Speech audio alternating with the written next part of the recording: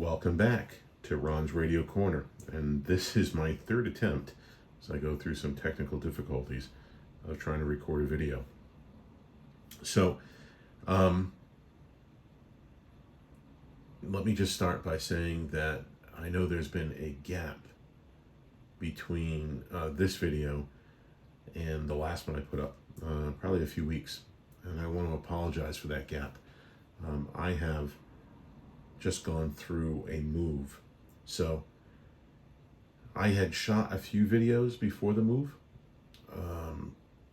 thinking that I could upload them, schedule them, and that would cover the gap between when I was so boxed up at the old apartment that I wouldn't be able to do this, and when I was unboxed enough to do something here.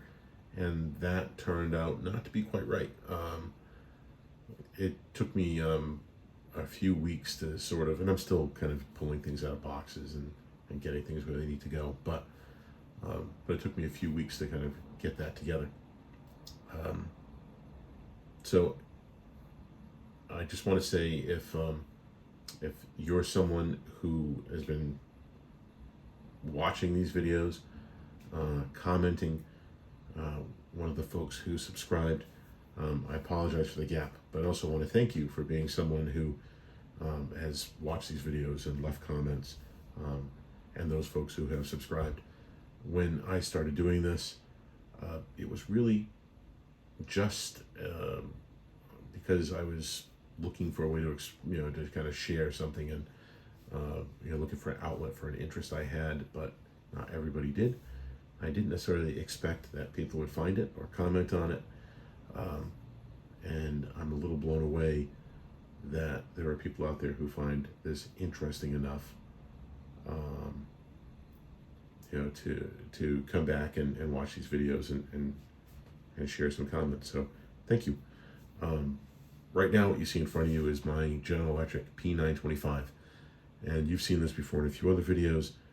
The reason I'm featuring it right now is because a few things happened between the time that I knew I was going to have to move and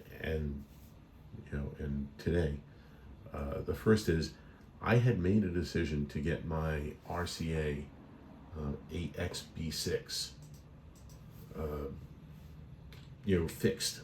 It had sort of become a display piece. It did work when it was given to me, but at some point the capacitors just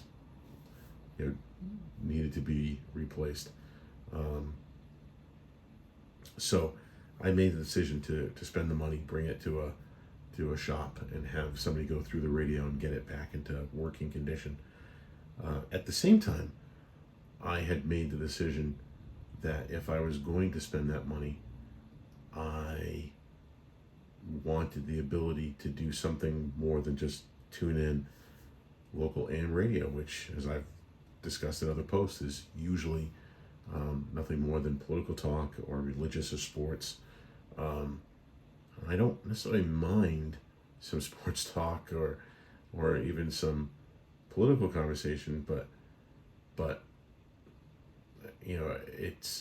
I'd like a little more variety. I'd like the ability to listen to some music on it, and my local AM only does an hour of music, which is a shame because they actually do a pretty good job of programming that hour.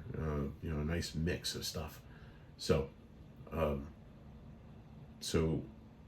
not only did I get the RCA back, which will show up in a different video at some point, but I also invested in an AM transmitter.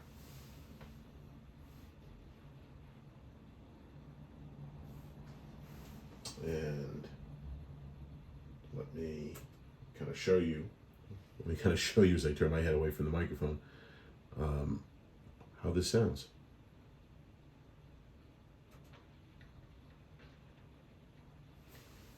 I also have that really low, so hold on.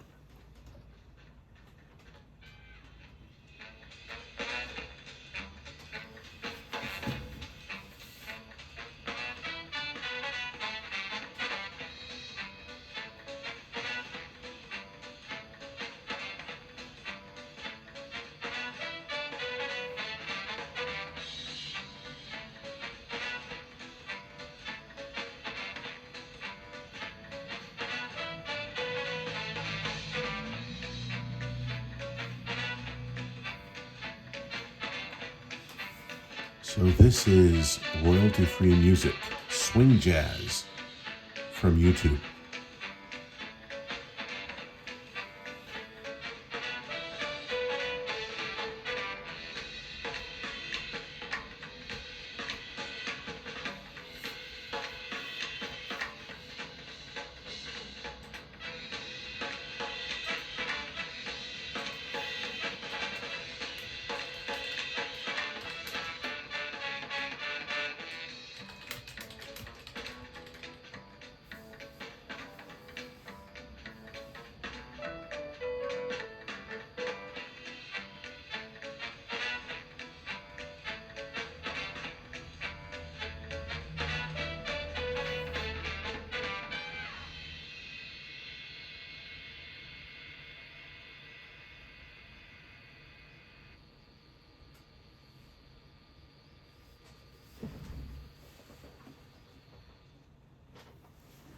So like I said, that was swing jazz, royalty-free music on YouTube, playing from an AM transmitter I bought off of eBay on my General Electric P925. And you might have heard at the end there's a little bit of hum.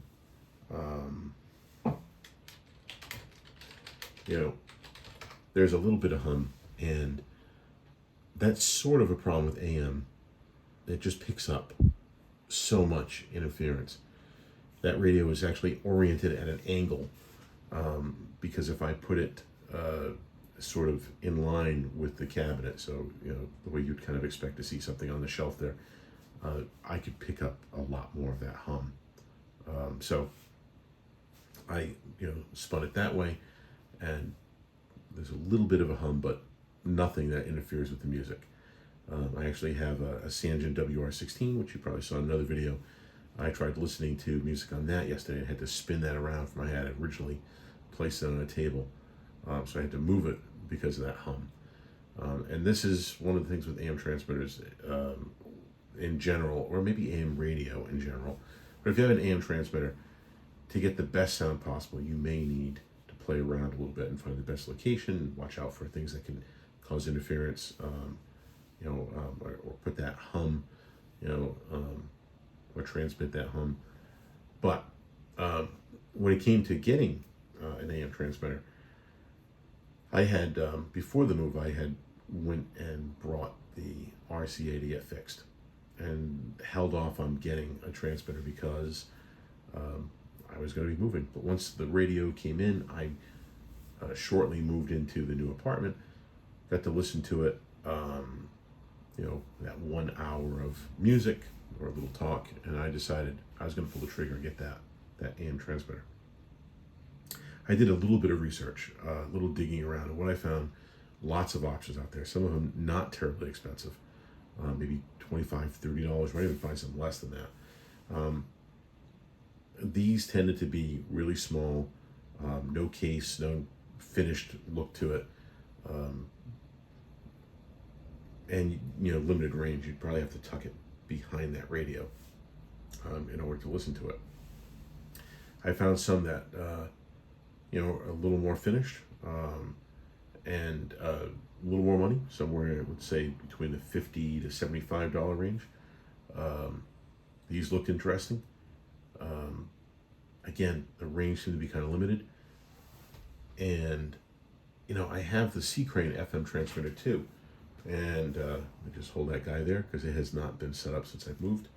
It would have helped if I had held it up that way, so it was upside down. With the FM transmitter too, I'm able to set that up and listen to music anywhere in the apartment without a problem. I guess the further away I might pick up a little interference, but it works really well. And at the last place there was some yard that a little bit of a yard I could use. I was able to actually set it up inside and then take a radio outside and use it. I was having a bit of a cookout or something, which was kind of fun. So I wanted the same sort of flexibility on the AM side. So what I ended up doing is, in all my searching around on the internet, one of my favorite resources, Radio J. Allen, he had done some reviews on AM transmitters, and one of the ones he liked was made by Sean. I'm so sorry. It's either Cuthbert or Cuthbert. Um, and so I started looking at that, and Sean has several models listed on eBay, some smaller ones that probably have to be behind the radio or at least reasonably close. But those were kind of cool because some of them had a built-in FM receiver, so you could just tune in FM and send it over to AM. Some did Bluetooth, okay, so you could see where that could be kind of a cool thing. I decided to opt for a more expensive unit because I wanted the range of coverage. And so let me see how I can best do this. Let me blind the camera for a second.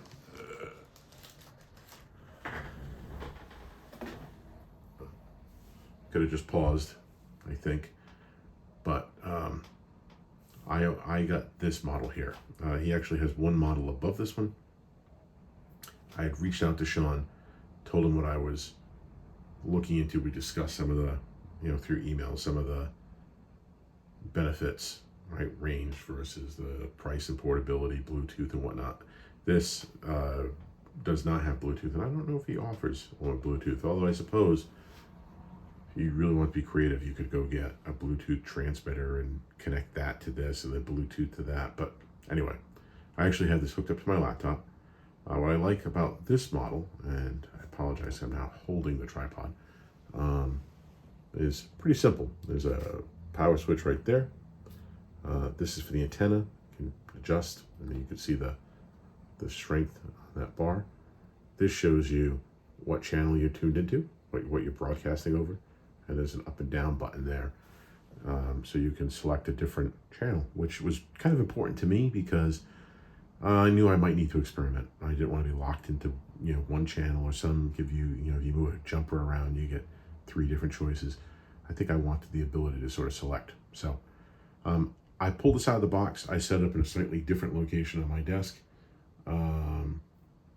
And I'm now in a 3-family house. So what I was able to do is 3 apartments. So I was able to go to the furthest floor away from me, and with my C-Crane EP Pro, and I was able to tune in something that I was playing off the laptop that sounded better than pretty much any AM signal I'd ever heard. It was clear. It just sounded fantastic. And I don't even remember hearing any hum, which I wonder if when I move this to this location, if I'm now picking up a hum that I didn't have before. But it was astonishing how good it sounded. And through, plaster walls and multiple floors, I haven't tested what the range is. I haven't gone outside with a portable radio to see how far I can listen to this, but at some point that will happen. I've used this now a few different times, and I've just been astonished at how good it sounds. Relatively comparable to the FM transmitter. Now, I do have to deal with a little bit of that hum, particularly the GE table radio I have, the tiny little table radio I have. That seemed to really be picking up a lot of that hum when I was using it a couple of rooms away. The RCA, which is actually just to the right of the transmitter, I would pan over, but I have the laptop sitting in front of it. That actually seems to pick up without really any interference. It could be just how close it is. So I still need to kind of play around with this. But the long and short of it is, I think if you have some AM radios and you're looking for a way to, whole house broadcast, this is really, really worth looking into. I'll link to Jay Allen's review. I don't know if it was the exact same model, but it may have been.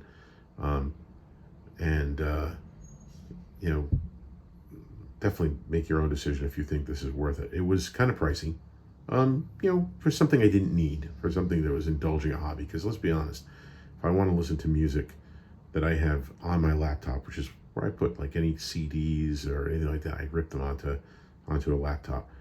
I could just go buy a Bluetooth speaker for a lot less money than, picking up an AM transmitter and having, some antique radios to listen to it, but I think it's fun, and I like being able to use them. And so, to me, there's a great deal of joy of being able to kind of flip on some music and listen to them over these radios. And there are different ways to do this. I mean, I see where people have retrofitted something like that RCA with Bluetooth, right? So now you can use it as a Bluetooth speaker. But to me, part of the fun is letting a radio do what it's supposed to do, and that's receive radio signals and then broadcast that, play that for you. So we'll leave it here. There's not much more I could really say except to kind of circle back to the same stuff. Again, if you've been watching, so if you subscribed, if you've been leaving comments, thank you so much. I've got to catch up on some of the comments, and but I do appreciate everybody taking that time to either comment on a video or to subscribe because you thought it was worth seeing what the next one is going to be. If you're someone who has some AM radios and you've been thinking about getting a transmitter, I'm sure I'm going to do some more videos on this, but so far my first impressions are very positive. And if you're someone who has maybe collected a few radios, but you've sort of shied away from AM because, it's limited to what you might be able to listen to it, one of these transmitters, even one of the less expensive models, might be worth getting if you see an AM radio that you think would be a lot of fun to own. So thanks for watching. Until the next time.